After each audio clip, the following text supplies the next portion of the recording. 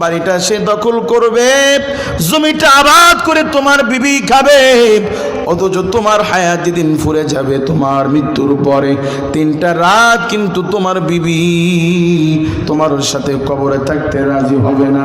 অতএব ওয়ালতানজুর নাফসুন, তোমাদের ফিকির করা উচিত মা কদ্দামাত লিগাদ, গোলাম আগামীকালের জন্য তুমি কি নিয়েছো।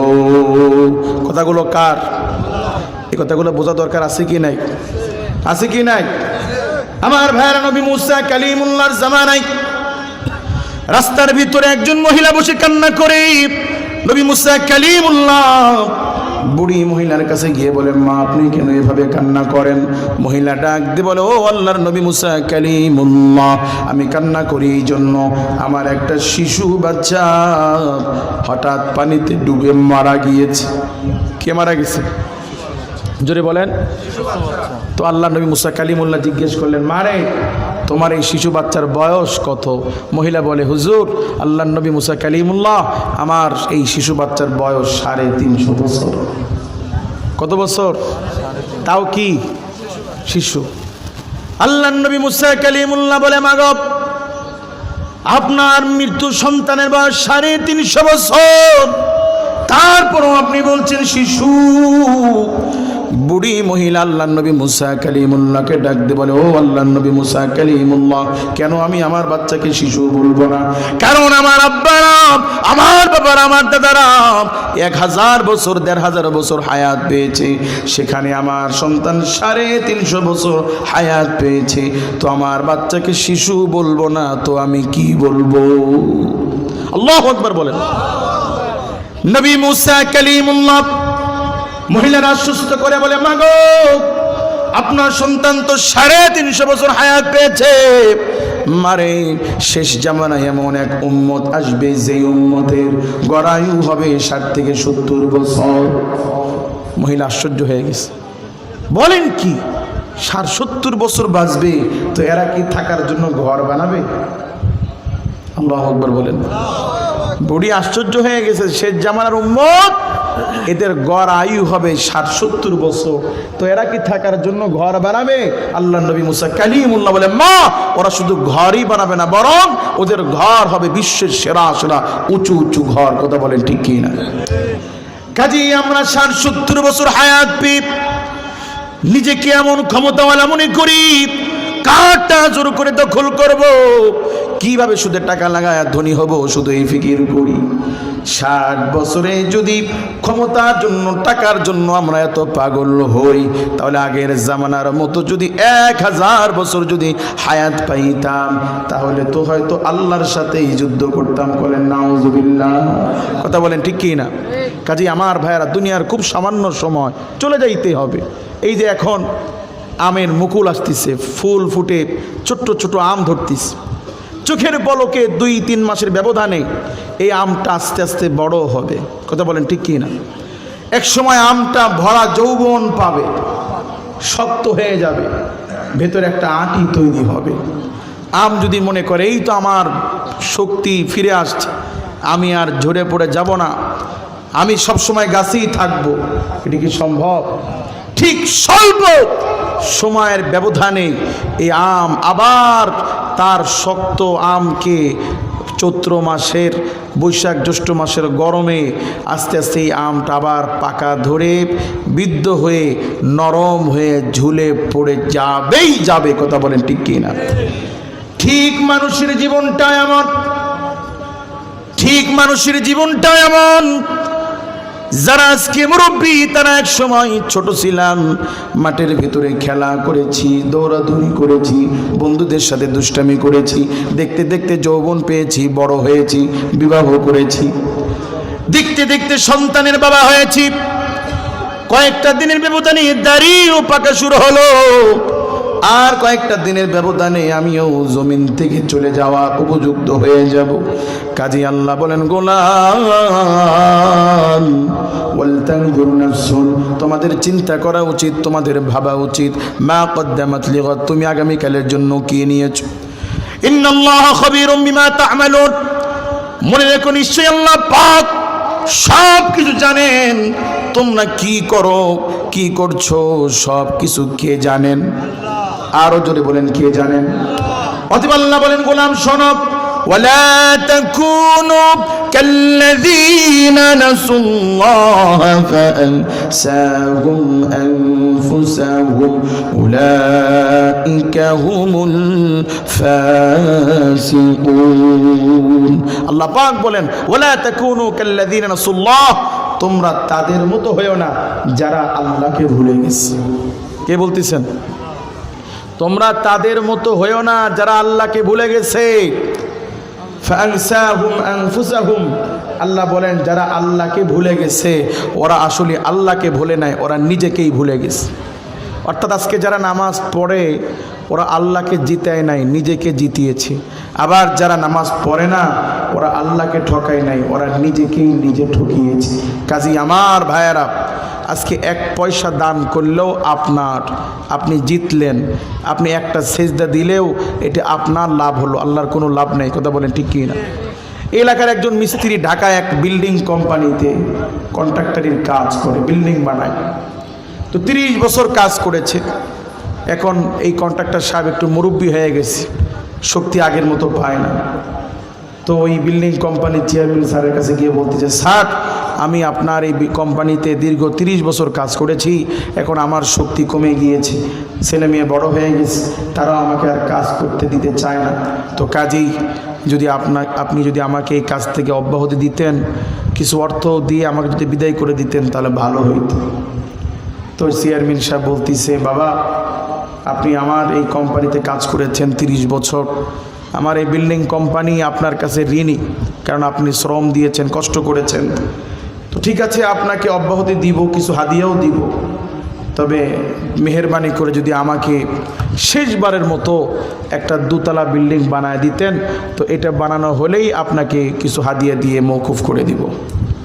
তো আল্লাহর এই বান্দা তার জিন্দগির সবচেয়ে আপনার সর্বশেষ বাড়িটা একেবারে দুর্বল করে, সিমেন্ট যা লাগতো তার অর্ধেক দিয়েছে সিমেন্ট, যেখানে দেওয়া লাগতো রড না দিয়ে দিছে বাঁশ। কি দিছে? বাঁশ। তো রডের বদলে বাঁশ দিয়া, সিমেন্ট কম দিয়া কোনো মতো একটা বিল্ডিং খাড়া করছে, যে এর দেওয়ালে যদি একটু পানি লাগে বা 1 স্কেলের যদি ভূমিকম্প হয় তাহলে এই বিল্ডিং টিকবে না। তো এরকম একটা বিল্ডিং খাড়া করে কোনো মতো হাসতে হাসতে এসে চেয়ারম্যান সাহেবের কাছে এসে বলতেছে, স্যার এই আপনার কথা অনুযায়ী আমার জিন্দগির সর্বশেষ বাড়িটা আমি বানিয়ে দিয়েছি, কাজেই যদি আপনি আমাকে মওকুফ করে দিতেন তাহলে আমি খুশি হতাম। তো চেয়ারম্যান সাহেব বলতে, দেখেন এই যে 2 তলা বাড়িটা আপনার থেকে আমি বানায় নিলাম, এটা আমার জরুরি ছিল না, আমার দরকারও নেই, এটা মূলত আমি আপনার জন্যই বানাতে বলেছিলাম। কাজেই এই বাড়িটা আমি আপনাকে 30 বছরের আপনি যে শ্রম দিয়েছেন সেই খুশি হয়ে এই বাড়িটা আমি আপনাকে দিলাম, আপনি এই বাড়িতে থাকেন, বসবাস করেন, এই বাড়িটা আপনার। এখন তো মাথায় হাত দিস, আহা আমি যদি আগে বুঝতাম, আগে জানতাম এই বাড়িটা আমাকেই দেওয়া হবে, তাহলে জিন্দগির সবচেয়ে মজবুত করে এই বাড়িটা বানাইতাম। কথা বলেন ঠিক কি না? কিন্তু এখন আফসোস করলে কি কাজ হবে? হবে? ঠিক আল্লাহর কসম করে বলি, আজকে যারা আমরা নামাজ পড়ি না, মৃত্যুর পরে আল্লাহর কসম তারা আফসোস করব, একটা সিজদাতে এত বরকত আল্লাহ রেখেছিলেন, একটা সিজদায় এত নিয়ামত আল্লাহ পাক রেখেছিলেন, আগে যদি জানতাম, আগে যদি বুঝতাম, জীবন চলে গেলেও, চাকরি চলে গেলেও 1 ওয়াক্ত নামাজ আমরা ছেড়ে দিতাম না। সেদিন আফসোস করলে কাজ হবে? হবে? আমার ভাইয়ের, আমরা যখন ছোট ছিলাম আমাদের মুরব্বীরা বুঝিয়েছিল, বেটা ভালো করে পড়াশোনা করো, পড়াশোনা করলে জীবনে কিছু করতে পারবা। অনেকেই কথাটা শুনেছি, গুরুত্ব দিই নাই। আজকে বাস্তব জীবনের কথাগুলো মনে হয় অনেকে আফসোস করে, কেন সেদিন আমরা পড়াশোনা করলাম না, কেন পড়াশোনাটা ছেড়ে দিয়েছিলাম, এরকম আফসোস অনেকেই করে, কি করে না? আল্লাহর কসম আমার ভাইয়েরা, আপনার মৃত্যু হয়ে গেলে আফসোস করবেন, কেন আমি নামাজ পড়লাম না, কেন নামাজ পড়লাম না, কেন নামাজ পড়লাম না। আল্লাহ নবী বলেন, যেই মানুষটার হাত নাই পা নাই, এই মানুষটাও যদি জানতো স্পেশাল ভাবে আল্লাহ পাক ফজরের আসর নামাজি এত বরকত রেখেছেন। যদি মানুষগুলো যদি জানতো, তাহলে যার হাত নাই পা নাই সেই মানুষটাও মসজিদে গিয়ে জামাতের সাথে ফজর এবং আসরের নামাজ আদায় করত। সুবহানাল্লাহ। কাজী নামাজ পড়লে লাভটা কার ভাই? না পড়লে ক্ষতিকার। 100 বার বলছি, আফসোস হবে, কিন্তু সেদিন আফসোস করলে কোনো কাজ হবে না। কাজেই আমার ভাইয়ের নবীজি সাল্লাল্লাহু আলাইহি ওয়াসাল্লাম বলেন, কোন ব্যক্তি যদি সাত আসমান জমিনের মালিক হয়, পুরা সাত আসমান জমিনের মালিক হয়ে পুরাটা যদি কেউ আল্লাহর রাস্তায় যদি দান করে, বলুন তো এই ব্যক্তির সওয়াব আল্লাহর কাছে কম না বেশি? এই ব্যক্তির দাম আল্লাহর কাছে কম না বেশি? নবীজি বলেন, এই ব্যক্তির চাইতেও আল্লাহ রব্বুল আলামিন ওই ব্যক্তির প্রতি বেশি রাজি হয়ে যায়, খুশি হয়ে যায়, যে ব্যক্তি ফজরের সময় ঘুম থেকে উঠে 2 রাকাত সুন্নত নামাজ আদায় করে। কথাটা বুঝাইতে পারি না? কোনো ব্যক্তি যদি সাত আসমান জমিনের মালিক হয়, এটা পুরাটা আল্লাহকে দান করলে আল্লাহ পাক যত রাজি হইতেন, খুশি হইতেন, তার চেয়ে বেশি খুশি হয়ে যায় ওই ব্যক্তির প্রতি, যে ব্যক্তি সকালবেলা উঠে 2 রাকাত সুন্নত নামাজ আদায় করে।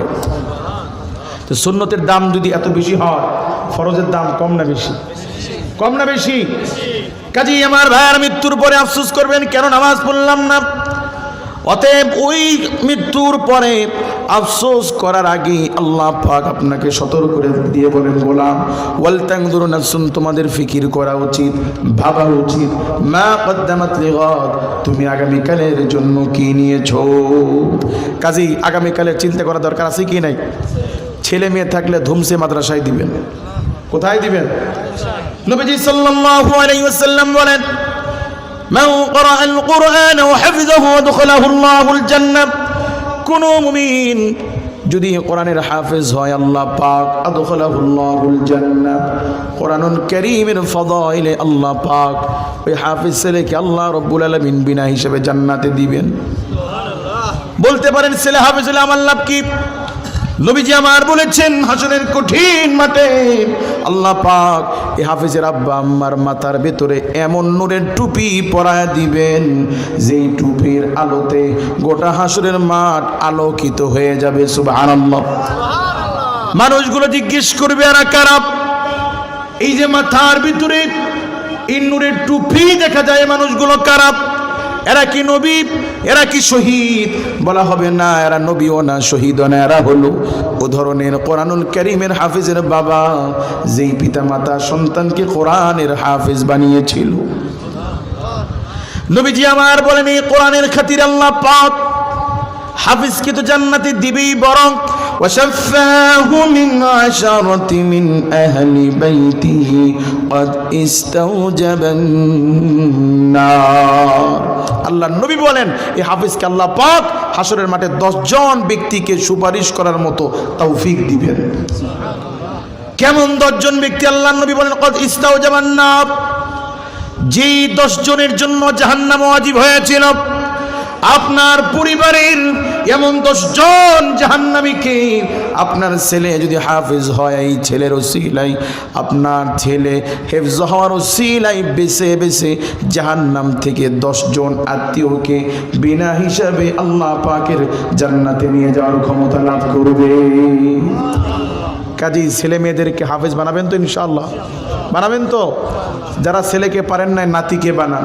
নাতিকে না পারেন, ভাই ভাস্তে যারা আছে, গ্রামের গরিব এতিম ছেলে মেয়ে যারা আছে, এদেরকে টাকা পয়সা দিয়ে পড়াশোনা করান। আল্লাহর কসম, আপনার টাকার অর্থে একজন ছেলে যদি হাফেজ হয়, আল্লাহি এই ছেলে আপনাকে সারা জান্নাতে যেতে পারবে না।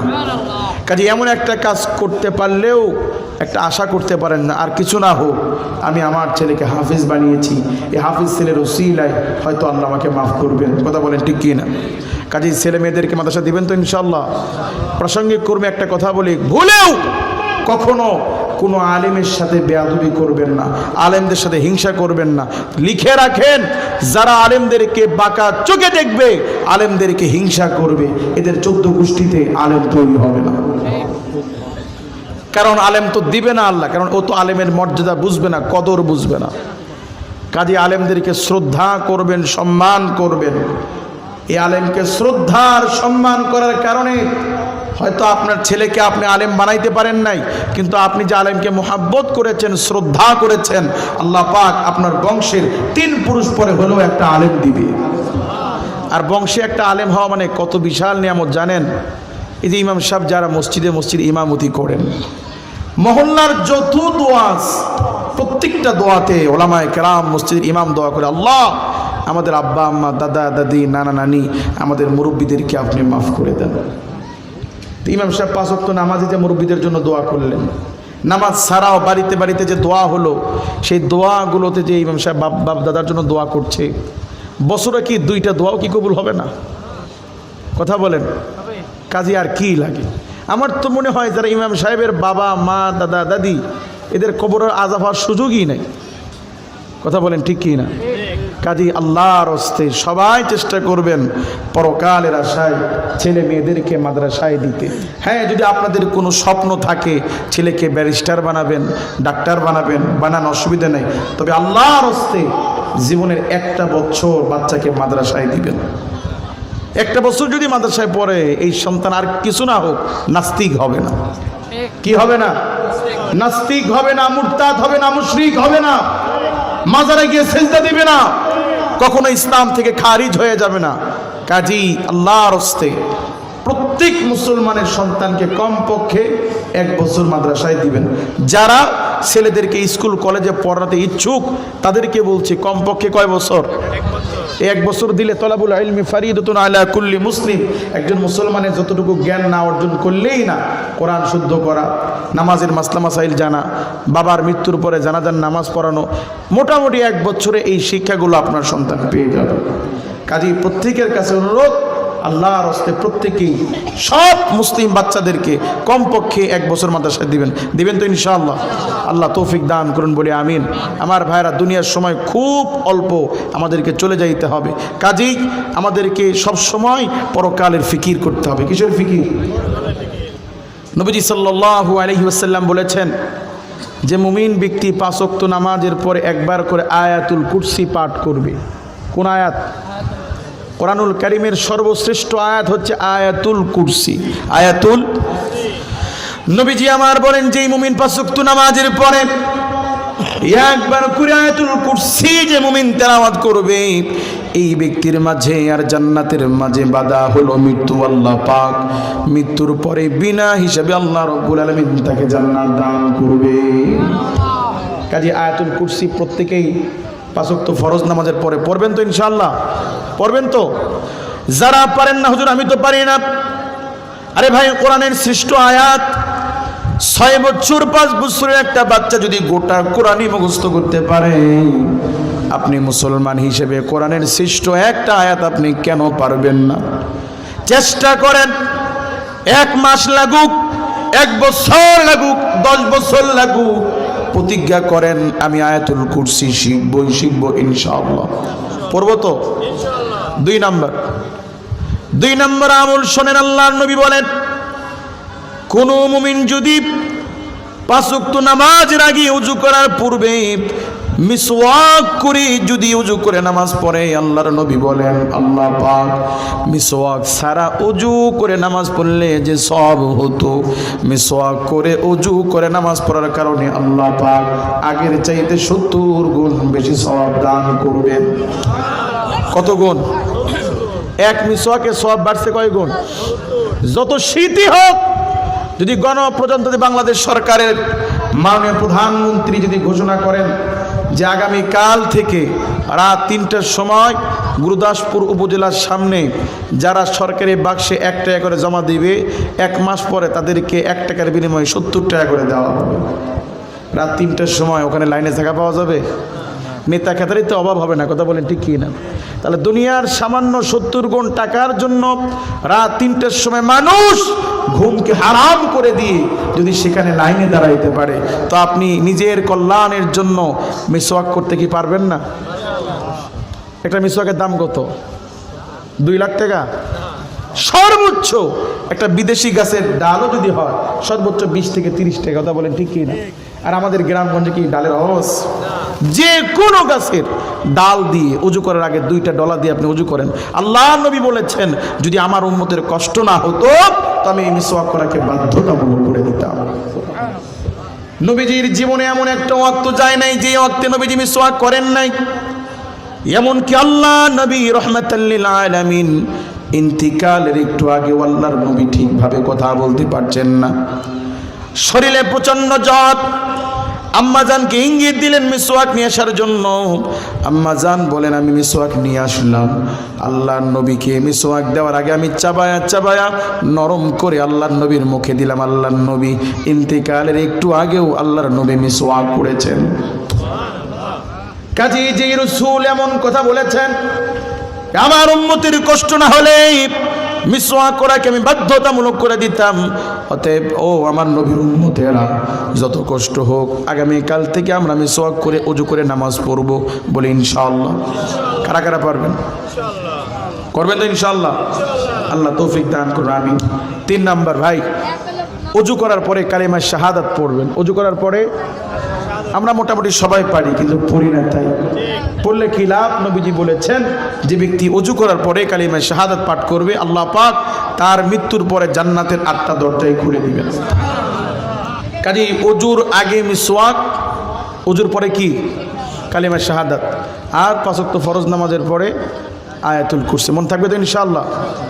পর্দার আড়ালের মা বোনদের জন্য আল্লাহ রাসূল বলেছেন যেই নারী আমাকে 4টা জিনিসের গ্যারান্টি দিবে আমি রাসূল ওই নারীর জান্নাতের জিম্মাদার আমি রাসূল নিজে হয়ে যাব। কয়টা গুণ? 1 নম্বর 5 ওয়াক্ত ফরজ নামাজ, 2 নম্বরে রমাদান মাসের রোজা, 3 নম্বরে স্বামীর সন্তুষ্টি, 4 নম্বরে নারীর পর্দা। কয়টা হলো? 1 নম্বরে কি? 5 ওয়াক্ত ফরজ নামাজ। 5 ওয়াক্ত এটা কি নামাজ? 5 ওয়াক্ত পড়া কি শুধু ফরজ না মহাফরজ? কেমন ফরজ? নবীজি বলেছেন, আল্লাহ রাসূল বলেছেন কোন মুমিন যদি 1 ওয়াক্ত নামাজ ইচ্ছা করে কাজা করে, কি করে? কাজা করলে আল্লাহ পাক তাকে 1 হুকবা জাহান্নামে দিবেন। 1 হুকবা কি? মুহাদ্দিসিনে কেরামগণ ব্যাখ্যা করেছেন 2,88,00,000 বছর। 2,88,00,000। এটা কিসের শাস্তি? 1 ওয়াক্ত নামাজ কাজা করার শাস্তি। কাজা কি? নামাজ পড়ে নাই না, আসরের সময় 4 দোকানদার আজান শুনেছে জামাতে যাবে, কিন্তু একজন করে কাস্টমার আসতেছে চা দিতে দিতে, কখন যে বেলা ডুবে গেছে মনে নাই। মাগরিবের সময় মসজিদে গিয়ে জামাতের সাথে নামাজ পড়ে মাগরিবের পরে আসরটা পড়ে নিয়েছে, এটা কাজা। অর্থাৎ ওয়াক্ত মতো নামাজ না পড়ে পরে আদায় করে নেওয়া, এটা কাজা। এটা কি? এই কাজাও যদি কেউ ইচ্ছা করে একত্র করে আল্লাহ নবী বলেছেন আল্লাহ পাক তাকে 1 হুকবা জাহান্নামে দিবেন, অর্থাৎ 2,88,00,000 বছর। কাজী ভাই নামাজ পড়বো তো ইনশাআল্লাহ? একজন লোক নামাজ পড়েছে কিন্তু কাজা, তার শাস্তি যদি এত বেশি হয় তাহলে আমরা যারা পড়ি না আমাদের শাস্তি কম না বেশি? কাজেই আল্লাহর হস্তে আমরা নামাজ পড়বো ইনশাআল্লাহ। মা বোনেরা, 1 নম্বর 5 ওয়াক্ত নামাজ, 2 নম্বরে রমাদান মাসের রোজা, 3 নম্বরে স্বামীর সন্তুষ্টি, 4 নম্বরে পর্দা। নামাজ তো 2-1% মানুষ পড়ে, পর্দা তো গোটা থানায় খুঁজলেও 5-10 জন মহিলা পর্দানিসীন পাওয়া কঠিন, কথা বলেন ঠিক কি না? কিছু মহিলা আছে পর্দা করে, বাহিরে যাওয়ার সময় হাত পায়ে মোজা, রাস্তার মানুষের দেখা করে না, কিন্তু ঘরে ভাসুর, দেবর, মামাতো ভাই, খালাতো ভাই এগুলোর সাথে দেখা করে। তাহলে এটা কি পর্দা হলো? না। কাজেই আমার মা বোনেরা 4টা গুণ: 5 ওয়াক্ত ফরজ নামাজ, রমাদানের রোজা, স্বামীর সন্তুষ্টি, নারীর পর্দা। এই 4টা গুণ যদি কোন নারীর থাকে আল্লাহর রাসূল বলেছেন তার জান্নাতের জিম্মাদার আমি রাসূল নিজে হয়ে যাব। বাস, আলোচনা শেষ। আমরা পরকালের চিন্তায় কয়েকটা আমল করব।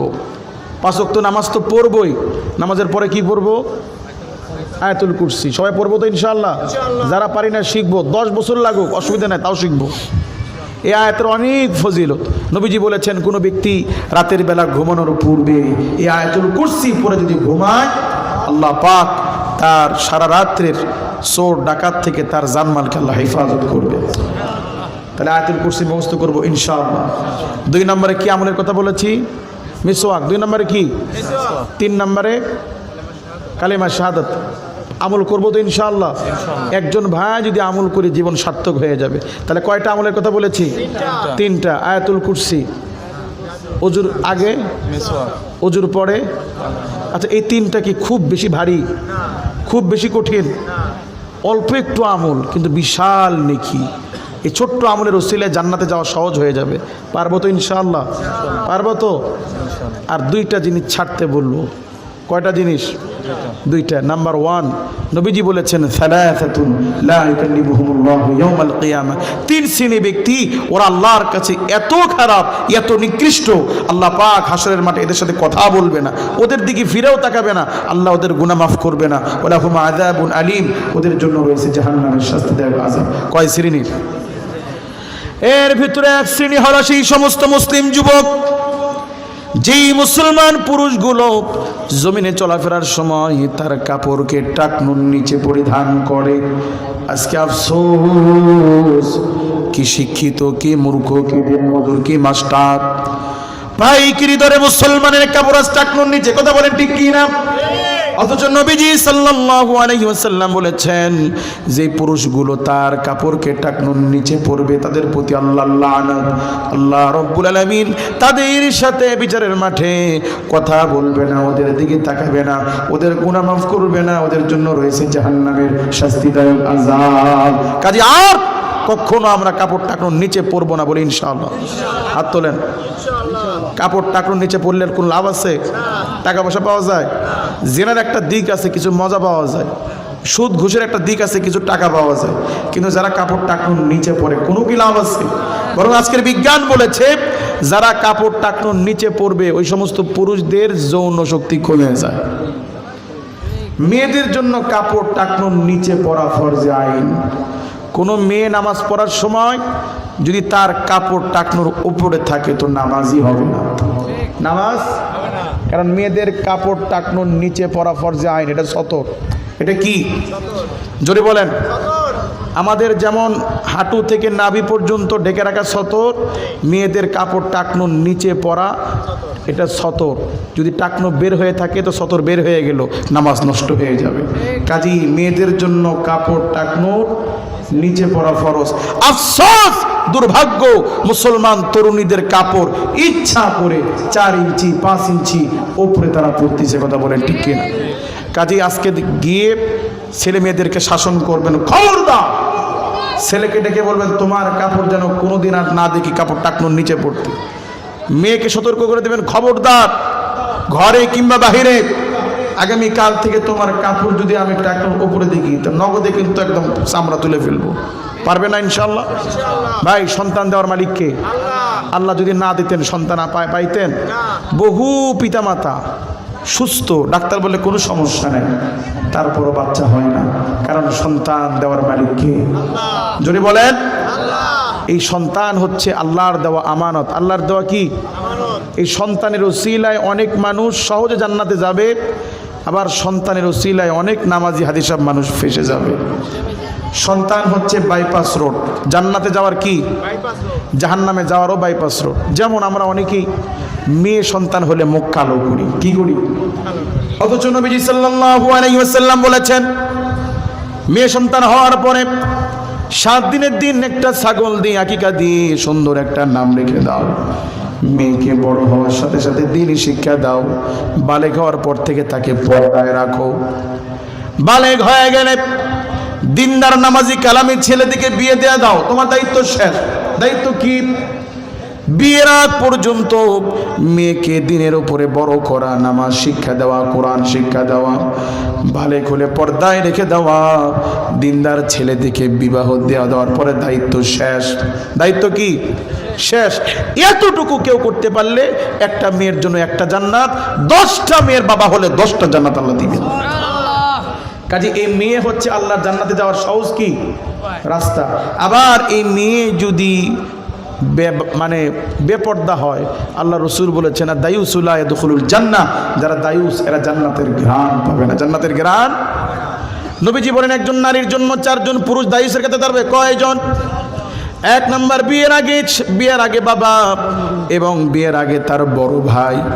বিয়ের আগে 2 জন, বাবা এবং বড় ভাই, বাবা এবং বিয়ের পরে দুইজন স্বামী এবং বড় ছেলে, স্বামী এবং একজন নারী বেপরদা হওয়ার কারণে আল্লাহ রব্বুল আলামিনের কাঠগড়ায় চারজন পুরুষ দায়ুসের কাতারে দাঁড়াবে। কয়জন? বিয়ের আগে বাবা এবং বড় ভাই, বিয়ের পরে স্বামী এবং বড় ছেলে। কাজী আমার ভাইয়েরা মেয়েদেরকে শাসন করবেন ইনশাআল্লাহ, পারবেন তো?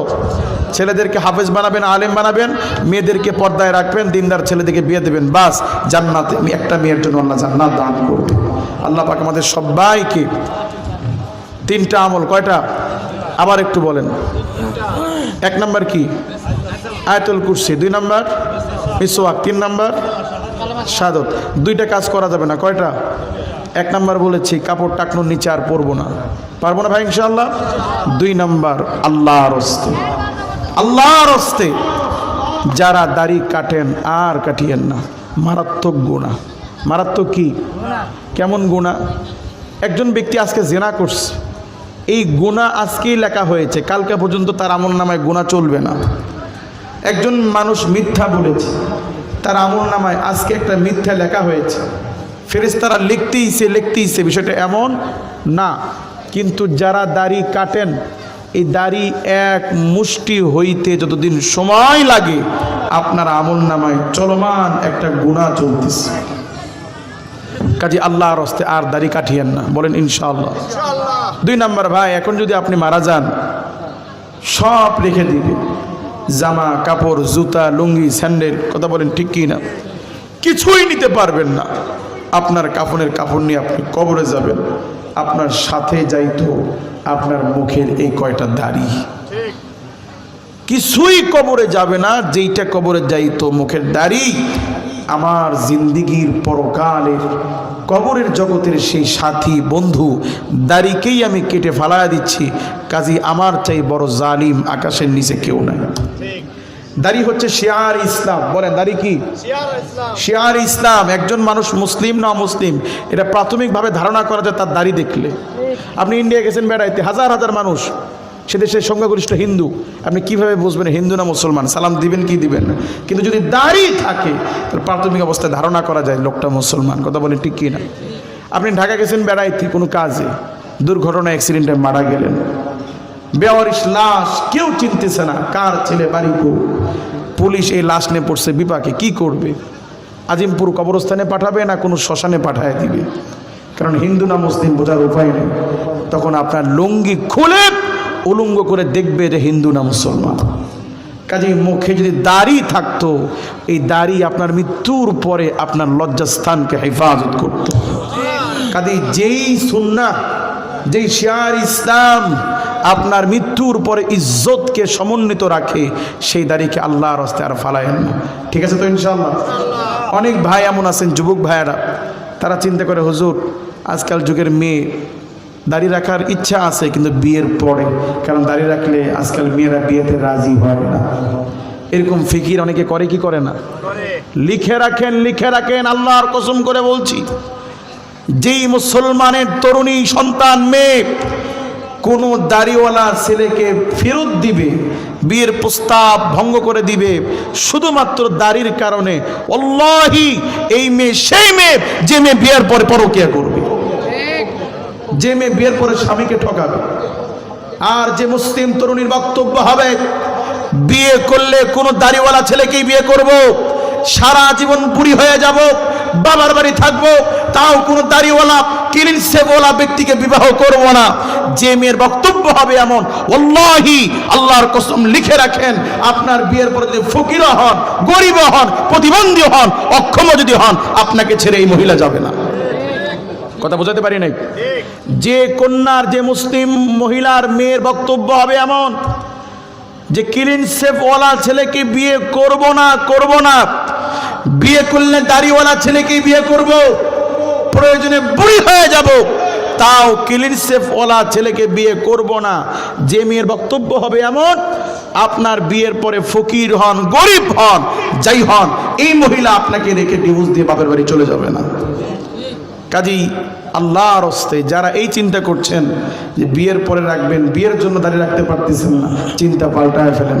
অতএব দাঁড়িয়ে রাখবেন তো ভাই ইনশাআল্লাহ? কারা কারা এমন আছি যে আগে দাড়ি কাটতাম আর কাটতাম না? আপনার দাঁড়িয়ে আছে। যারা দাড়ি কেটেছেন আর কাটবেন না এমন কেউ আছেন? দুই একজন ভাই একটু কালেকশন করি।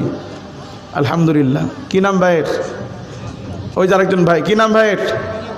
মাশাআল্লাহ, আল্লাহ কবুল করুন, আমিন। আর কে আছেন? এই যে আরেকজন ভাই, আল্লাহ কবুল করেন, আমিন আমিন। আর কেউ আছেন? দুই একজন ভাই। আপনাদের মাহফিল সফল হয়ে গেছে আলহামদুলিল্লাহ, আল্লাহ ভাইদেরকে কবুল করেন। শোনেন, আজকে যারা দাড়ি রাখার নিয়ত করেছেন আপনাদেরকে একটা কথা মনে করে দিই, কখনো যদি বিপদে পড়েন, বিপদ তো পড়ি আমরা, পড়ি না? যখনই বিপদে পড়বেন আল্লাহর কাছে যখন দোয়া করবেন, এই দাড়ির ওসিলায় দোয়া করবেন, আল্লাহ দাড়ি রাখতে মনে চায় নাই, কিন্তু আপনার নবীর সুন্নতের দিকে খেয়াল করে ওই দিনের মসজিদের মাহফিলে বয়ান শুনে দাড়ি রেখে দিয়েছে, আল্লাহ এই দাড়ির ওসিলায় আপনি আমাকে বিপদ থেকে বাঁচান। আল্লাহি দেখবেন ভালো ফলাফল পাবেন, আল্লাহ বিপদ থেকে আপনাকে বাঁচাইয়া দিবে। কাজী আজকের এই মাহফিলকে আল্লাহ কবুল করুন বলে আমিন। কয়টা কাজ করব না বলেন? কয়টা? এক নাম্বার, কাপড় টাকনোর নিচে আর পরবো না। দুই নাম্বার কি? দাড়ি আর কাটবো না। আর তিনটা আমল করব। আয়াতুল কুরসি পড়বো ফরজ নামাজের পরে, ওজুর আগে মিসওয়াক, ওজুর পরে কালেমায়ে শাহাদাত। এই তিনটা আমল যদি করতে পারি মাহফিল সার্থক। আমরা আসলে মাহফিলে মজা খুঁজি। কি খুঁজি? মাঠ গরম হবে, বক্তা হাসাবে, এগুলোই চলতিছে, কিন্তু হিদায়াত হচ্ছে না। মজা হোক চাই না হোক, একজন ভাই যদি মাহফিলের দ্বারা পরিবর্তন হয় মাহফিল সার্থক। কাজেই ভাই, আমরা অনেক রাত হয়ে গিয়েছে, আসলেই দোষ তো আমার না, আমাকে এত রাত্রে 12টার 12:30 পরে মাইক দিচ্ছেন, তো দুটো তো বাজবেই। কথা বলেন ঠিক কি না? আজরাইল বলতে কি বোঝাচ্ছেন? ও আচ্ছা আচ্ছা, আল্লাহ আল্লাহ। যাই হোক, আল্লাহ মাহফিলের দিন ওনাকে কবুল করছে, আল্লাহ ওনাকে মাফ করে দিক বলে আমিন। একটা জিনিস বোঝেন, ওনার জায়গায় আমি থাকলে আমার কি হইতো? যত সুন্দরী হন, যত টাকাওয়ালাই হন, মারা যাওয়ার পরে 3 দিন লাশ থাকলে দুর্গন্ধে কাছে যাওয়া যাবে না। কথা বলেন ঠিক কি না? কাজেই মৃত্যুর পরে কিন্তু মোড়ে পচে যাবেন, কেউ কাছে ভিড়বে না। কাজেই ওই পরকালের জন্য শুধু নেকিই চলবে। কি চলবে? আপনি বিদেশে যাওয়ার পরে যে বাংলাদেশের টাকা দেখান, এটা কি চলবে? আপনাকে টাকা ভঙ্গ করে ডলারে ইনভেস্ট করতে হবে। তো কাজেই টাকা যেমন দিলে ওই দেশের দোকানদার আপনাকে কোনো জিনিস দিবে না, ঠিক তেমন টাকা পয়সা এগুলো আপনার মৃত্যুর পরে কাজে আসবে না। মৃত্যুর পরে শুধু চলবে নেকি। কি চলবে? নেকি। অতএব আল্লাহ পাক আজকের মাহফিলকে কবুল করে আমাদের সবাইকে 5 ওয়াক্ত নামাজি হওয়ার তৌফিক দান করুন বলে আমি আবারও আল্লাহর হস্তে বলছি, ভাই ফরজ নামাজ আজকে ফজর নামাজ ছাড়বেন না ইনশাআল্লাহ? পারবেন তো? আপনারা তো একদিন কষ্ট করেছেন, আমি তো ডেইলি মাহফিল করি, রাত 3টা 2টা 2:30 4টার সময় যাই, তারপরও মসজিদে ইমামতি করতে হয়। তো আমি যদি পড়ি, আপনি কেন পারবেন না? আপনি তো যদি সকালবেলা ফ্লাইট থাকে, যত রাত্রেই ঘুমান, আপনি 2 ঘন্টা ঘুমাইলেও তো আপনি ফজরের সময় উঠবেন, কারণ আপনাকে বিদেশে যাইতে হবে। কথা বলেন ঠিক কি না? তখন আপনার গুরুত্ব থাকবে, আমাকে যাইতেই হবে, না হলে 50,000 টাকার টিকিট মাঠ। তখন আপনি কি করেন? ঘরে 5টা মোবাইল থাকলে 5টায় অ্যালার্ম দিয়ে রাখেন। কথা বলেন ঠিক কি না? কাজেই আজকে মাহফিল থেকে বাসায় যাওয়ার পরে প্রত্যেকের বাসায় যে কয়টা মোবাইল আছে অ্যালার্ম দিয়ে রাখবেন। যদি তাও না পারেন, মসজিদের ইমাম সাহেব, মুয়াজ্জিন সাহেবের কাছে নাম্বার দিবেন, হুজুর সকালবেলা উঠলে একটু ফোন দিয়ে আমাকে একটু জাগায় দিবেন। তাও যদি না হয়, আপনার বাড়ির পাশে যে লোক মসজিদে যায় তাকে বলবেন, ভাই তুমি যাওয়ার সময় আমাকে একটু ডাক দিয়ে যাবা। বিবিকে বলবেন, আমি যদি না উঠি ঘুমের তালে আমার মাথায় পান ঢেলে দিবা। পারবেন তো ইনশাআল্লাহ? এক জামাই নতুন বিয়ে করে শ্বশুরবাড়ি বেড়াইতে আসছে। কোথায়? 7 দিনের জন্য। কয় দিনের জন্য? এখন 7 দিনই কি শ্বশুরবাড়ি ঘরে থাকবে না একটু রাস্তাঘাটে বের হবে? তো যখন শ্বশুরবাড়ির রাস্তাঘাটে বের হয়েছে, তো শ্বশুরবাড়ির মুরব্বীরা জিজ্ঞেস করে, জামাই তোমার নাম কি, কোথায় থাকো, কি করো? যে যাই জিজ্ঞেস করে, মগা কোনো কথা বলে না, মুখ একদম বন্ধ। তো একটা মানুষকে জিজ্ঞেস করলে যদি জবাব না দেয়, তো মানুষ সমালোচনা করবে কি করবে না? তো গ্রামের মানুষ সমালোচনা করতেছে, আরে কি মগা, বেয়াদব, মুরব্বী মানে না, সালাম কালাম তো নাই, জিজ্ঞেস করলাম নাম কি, তাও যদি বলে, তো গ্রামের মানুষ সমালোচনা করতিস। তো এই সমালোচনা হতে হতে এই বাড়ি থেকে এই বাড়ি, এই বাড়ি থেকে বের হতে হতে শাশুড়ি আমার ঘর পর্যন্ত গেছে।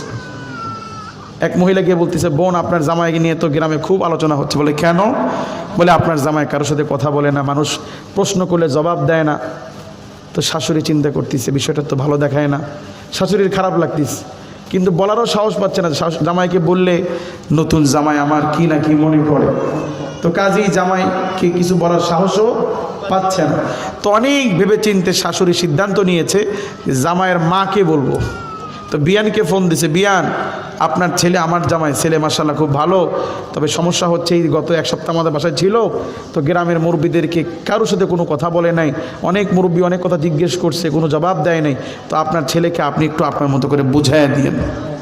তো ছেলে যখন বাড়ি গিয়েছে, ছেলের মা ছেলেকে বুঝিয়েছে, বেটা মানুষের সাথে মিশতে হয়, কথা বলতে হয়, কাজী শ্বশুর বাড়ি গেলে মানুষের সাথে মিশতে হয়, কথা বলবা, কোনো মুরব্বী কিছু জিজ্ঞেস করলে জবাব দিবা। তো মার নসিহত শুনে ছেলে বলছে ঠিক আছে মা, এখন থেকে কথা বলবো, মানুষের সাথে মিশবো। তো মার নসিহত শুনে ছেলে এক সপ্তাহ পর আবার শ্বশুরবাড়ি আসছে। কোথায় আসছে? এবার আর শ্বশুরবাড়ির মুরব্বীরা কেউ কিছু জিজ্ঞেস করে না, কারণ সবাই জেনে গেছে এই ব্যাককল বিয়ে করার পরে ব্যাককল খুব অহংকারী, মুরব্বী মানে না, কারো কথার জবাব দেয় না। এই কারণে এবার আর কেউ কিছু জিজ্ঞেসই করে নাই। কী ব্যাপার, আমি তো এবার কথা বলার প্রস্তুতি নিয়ে আসছি, কেউ কিছু জিজ্ঞেস করে না কেন? তো কেউ যখন কিছু জিজ্ঞেস করে না, তখন জামাই নিজেই রান্নাঘরে গিয়ে শাশুড়ি আম্মাকে বলছে, আম্মা একটা কথা বলতে চাই। কি বলতে চাই? কথা। কি কথা? বলে আম্মা এই যে এক মাস আগে যখন আপনার মেয়ের সাথে আমার বিয়ে হলো, কত মানুষ দাওয়াত খেলো, কত মানুষ আসলো, আত্মীয় স্বজন আসলো, কত আনন্দ হলো, আম্মা আপনার কি বিয়ে হয়েছিল? শাশুড়িকে জিজ্ঞেস করে আপনার কি? শাশুড়ি মনে মনে বলে, বেকুজ জামাই তুই আগে কথা বলতি না, ওটাই ভালো ছিল। এই কথাটা এই জন্য বললাম, আমাদের সমাজগুলোতে আমরা এমনই বয়ান শুনি যে অন্য দিন যদি ফজরের মুসল্লি হয় 4 কাতার, মাহফিলের পরে মুসল্লি হয় 2 কাতার। কথা বলেন ঠিক কি না? তাহলে মাহফিল শুনে, মাহফিল দেওয়াতে, এই ওয়াজের দ্বারা যদি ফজরের মুসল্লি যদি কমে যায়, তাহলে মাহফিল শোনাচ্ছে না শোনাই ভালো ছিল। কথা বলেন ঠিক কি না? কাজে আল্লাহর হস্তে যত কষ্টই হোক আমরা নামাজ পড়বো ইনশাআল্লাহ। পড়বো তো ইনশাআল্লাহ। আল্লাহ কবুল করুন, মঞ্জুর করুন, আমিন।